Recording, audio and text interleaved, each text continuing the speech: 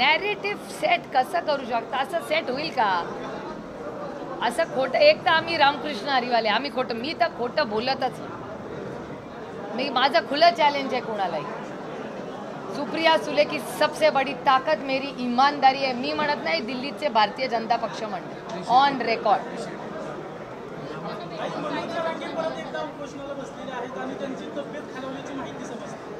मला हे असंवेदनशील महाराष्ट्राचं सरकार आहे. या राज्यातला एक नागरिक न्याय मागतोय, त्यांची नैतिक जबाबदारी नाही आहे त्यांच्याशी जाऊन बोलणं, त्यांना विनंती करणं. हे घरं फोडणं, इलेक्शन आणि आईस, इन्कम टॅक्स, CBI आणि ED. आता तर म्हणतात आमचे 240, आता आम्ही 300 करणार आहे. आता कुठून हा 60चा नंबर आलाय मला माहिती नाही. मग परत इन्कम टॅक्स, CBI, ED, घरं फोडा, पक्ष फोडा, दुसरा कसा नंबर वाढणार? एक. आणि ती तोडफोड करण्यापेक्षा पुण्याकडे थोडं लक्ष दिलं, हिंजवडीकडे थोडं लक्ष. दुधाचा भाव पडलाय ग्रामीण भागात आणि शहरामध्ये वाढलाय, कांद्याचा भाव, ह्याच्याकडे कधी लक्ष देणार आहे सरकार?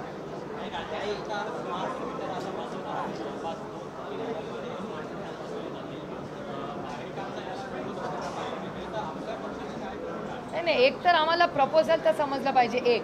आणि स्मार्ट सिटीचं काय झालं, तुम्ही डोळ्यांनी भोगताय, नुसते बघत नाही आहात. आता स्मार्ट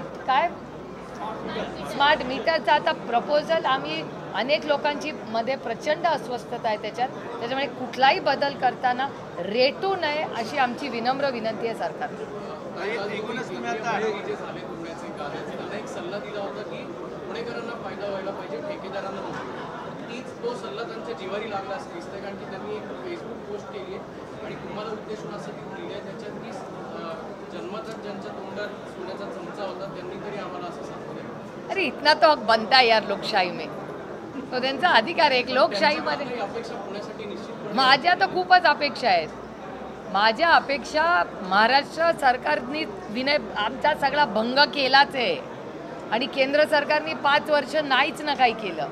आम्ही कुणाकडून अपेक्षा करायच्या? स्मार्ट सिटीसाठी आम्ही आग्रह केला होता की पिंपरी चिंचवड पण घ्या. 10 वर्षात काय स्मार्ट झालं? आपल्या शहराचं उलट आणखीन आपलं खराबच झालं शहर.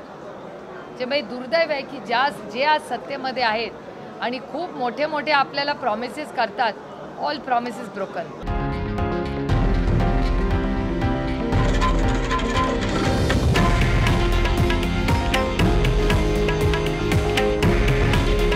हे आहे देशातील नंबर 1 न्यूज नेटवर्क आणि आपण पाहत आहात TV9 मराठी. काळजी तुमची, हित महाराष्ट्राचं.